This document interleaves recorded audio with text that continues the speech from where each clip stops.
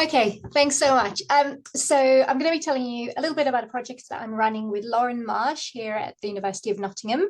And it's all about reviewing and hopefully improving the accessibility of MCQ exams. And we're coming to this from a kind of approach of trying to address awarding gaps and trying to improve the experience, in particular, of neurodivergent students. But Lauren and I both kind of subscribe to the universal design for learning approach and the idea that what might be essential for neurodiverse students, for neurodivergent students, will be good for everyone else as well. So inclusive assessments kind of need to fulfill these three key criteria. They should be fair, so they should be giving all students the opportunity to display to the full potential, their understanding, their knowledge, and what they can do. And they should test learning outcomes only. So really, they shouldn't be relying on testing secondary skills that may be affected by students' first language or neurodiversity or SES background, anything like that. And importantly, they should be designed with diverse learners in mind. So as someone who creates the MCQ exam, we should be thinking about kind of anticipating the different needs that different students might have and try and design any potential barriers out. So the idea here is very different from just relying on reasonable adjustments and putting the onus on students, the kind of responsibility on them to seek support plans. And instead, we're trying to design out these potential problems. So multiple choice questions are a common form of summative assessment in higher education, in our course, very much so. If you're happy to, if you could give me a quick show of hands, if you use summative assessment, multiple choice exams, that'd be great. Yeah, if you want to put a thumbs up reaction or anything like that, just so I can gauge that. But we don't know to what extent how inclusive this form of assessment is really. And this project all kicked off with the fact that both Lauren as disability liaison officer and myself as a personal tutor were approached by some neurodivergent students who highlighted this to us as a problem, as a particular area of difficulty that they were struggling with. And we looked at the literature to see what kind of guidance is available, and there's very little out there. So we wanted to try and find out more. So this slide just gives a kind of overview of the project and our aims, and it kind of follows two strands that come together to hopefully the end goal is to create some guidelines.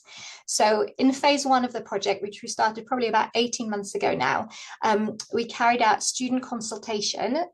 So we ran some workshops, some focus groups with neurodivergent students to essentially get them to review the accessibility of our MCQ exams. So we didn't use our actual summative assessments, but some practice MCQ exams that we weren't worried about releasing to students. And we asked them to look at each question in turn individually and identify which question features could pose a problem for them. So thinking not about the content of the question in terms of the knowledge, but in terms of how the question is phrased. Is there a problem with a particular question? They highlighted it, and then we also asked them to tell us about a potential solution that could help them overcome this problem. How could this question be written differently to help?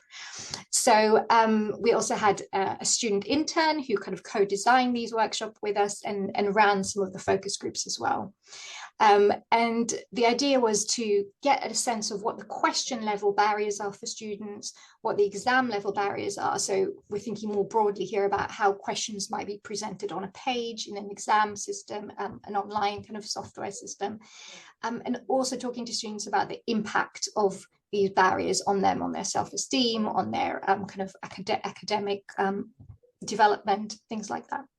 So that's one strand. The second strand is staff perception. So currently we've started launching a survey, and this is where you come in, and we'd love to hear your views, because we don't really know how staff think about accessibility when it comes to MCQ exams. Lauren and myself are not, we're completely honest in saying that we hadn't really considered it before the students came to us and told us this was a problem for them. So we really want to kind of find out from others what is common practice, what resources are available to you in your institutions, if any, and what resources might be helpful to you. And with all that information in mind, we're going to be producing some guidelines that are really aimed at raising staff awareness of this as an issue, and kind of practical tips on how to avoid accessibility barriers. So as a final, I don't know, has there been maybe no, have there been celebration ones? Okay. So the final slide, this is our kind of call to you to please help us. If you do take part in creating your own MCQs, please consider filling in this survey. It's actually less than 10 minutes to fill in, and this would really help us to kind of gauge current practice. I'll stop there. Thank you.